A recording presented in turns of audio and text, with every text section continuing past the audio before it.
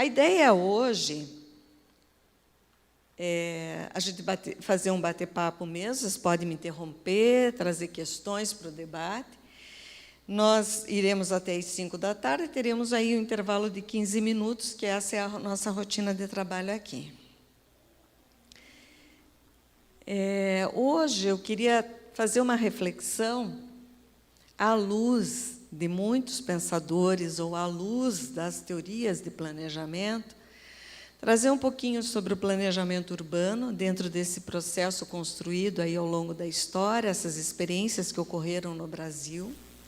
Importante para a gente entender que a gente está nesse contexto, que não acontece só no nosso município, mas acontece no Brasil como um todo, especialmente na nossa realidade, dentro de uma dimensão de um país que é um dos países que tem a maior desigualdade, uma das maiores desigualdades do mundo. Então, isso é um dado nosso de realidade. Tem um outro professor que era geógrafo e que ele dizia o seguinte: os problemas da cidade pequena e os problemas da cidade grande, eles são os mesmos, muda em escala. Na cidade pequena, o problema aparece na porta do gabinete do prefeito. Na cidade grande, vai aparecer nas regionais, nas subprefeituras.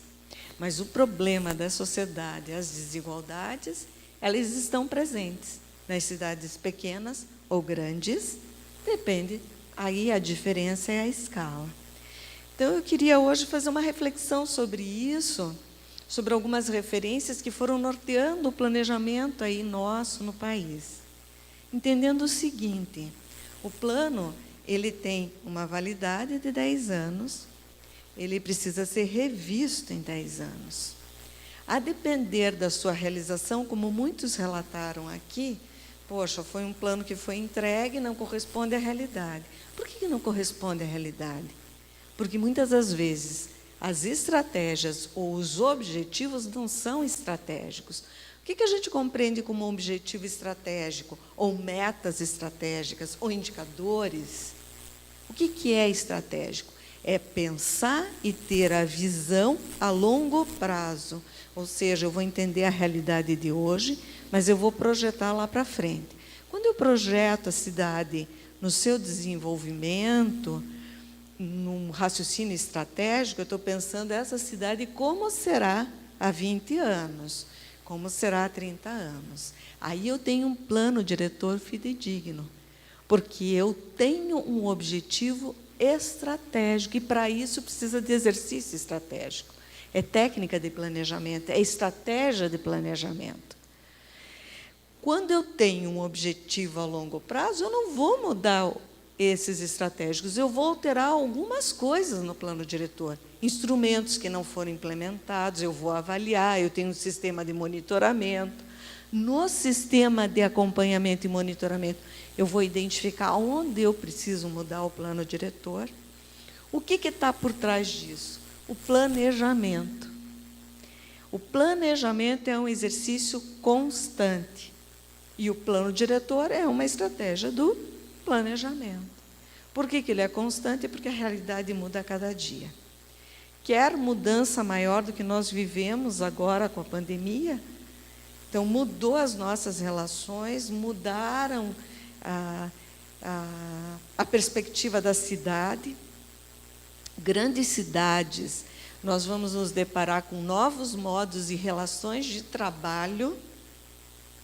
Há uma discussão muito grande no Brasil e em outros lugares, no Habitat 3, onde se levanta a perspectiva das moradias ociosas ou a perspectiva da revitalização do centro, ou seja, aproveitar a estrutura existente para conciliar moradia e trabalho, mesclar os serviços na questão do zoneamento, na questão espacial aí dos serviços, como é que a gente trata isso?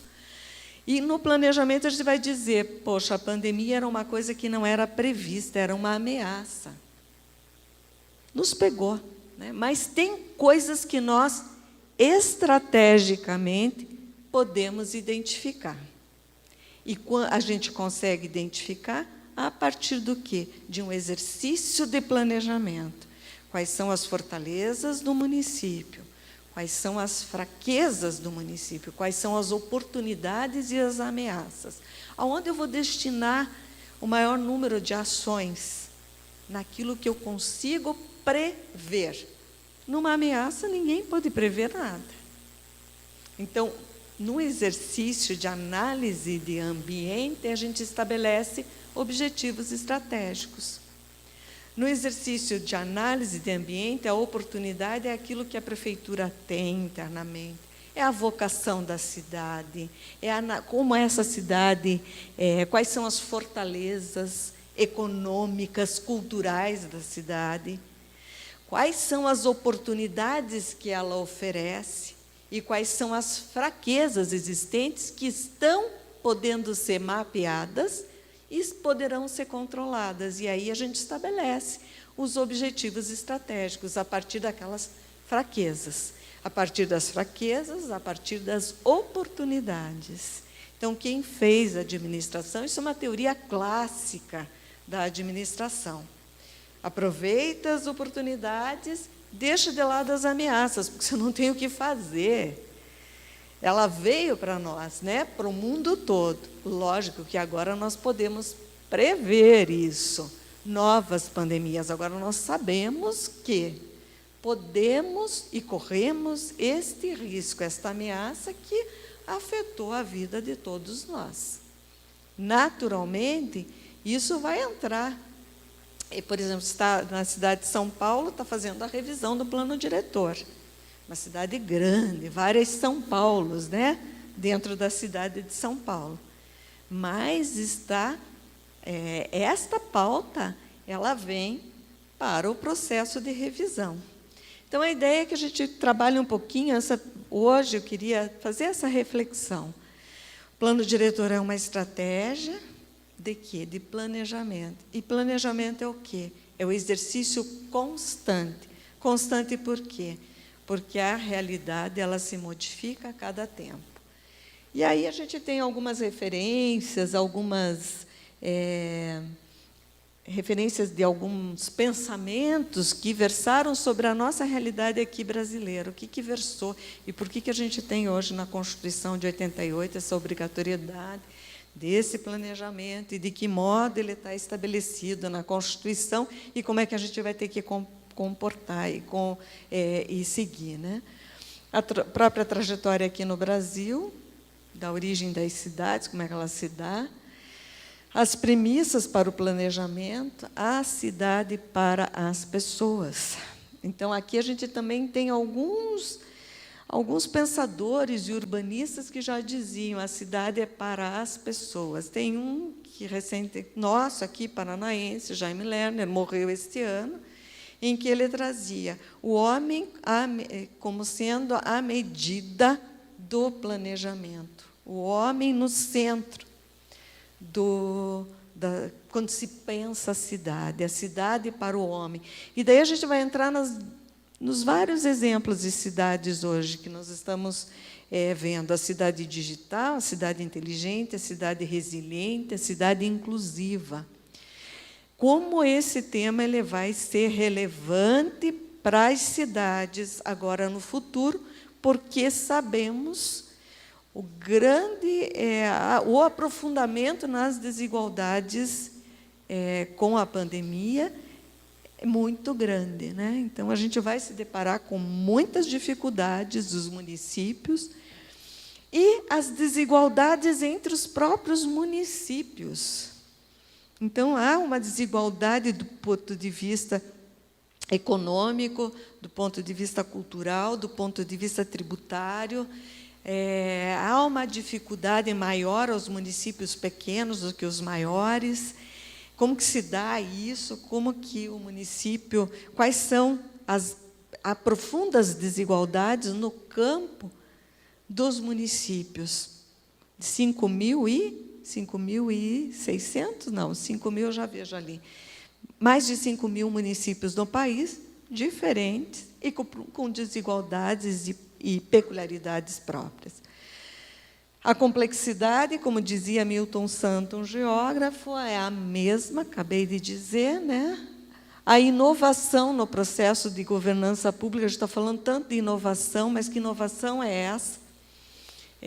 Não é só o emprego da tecnologia, mas sim é uma inovação substantiva que possa gerar realmente resultados.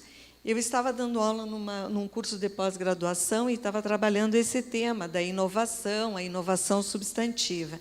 E a minha aluna disse, olha, professora, é isso mesmo, lá no meu município eu até tenho, agora o aplicativo de saúde funciona super bem, né? Pelo menos aqui em Curitiba, a gente usa direto. Mas, à época, bem há uns 3, 4 anos, ela diz, eu entendi agora o que é uma inovação substantiva. Eu tenho aqui o aplicativo, a prefeitura disponibiliza o aplicativo, mas eu não consigo marcar o exame. Ou seja, se você pensar na inovação só do ponto de vista tecnológico, perfeito. Agora, se você pensar do ponto de vista do resultado, para que serve essa tecnologia? Qual é o resultado? Então, eu falei, é isso mesmo. Então, a gente queria fazer uma reflexão com vocês, quais os pensamentos que versam aqui sobre a inovação. Tanto se fala. Nossa, cidade inteligente. A partir da cidade, da tecnologia, a cidade vai funcionar melhor.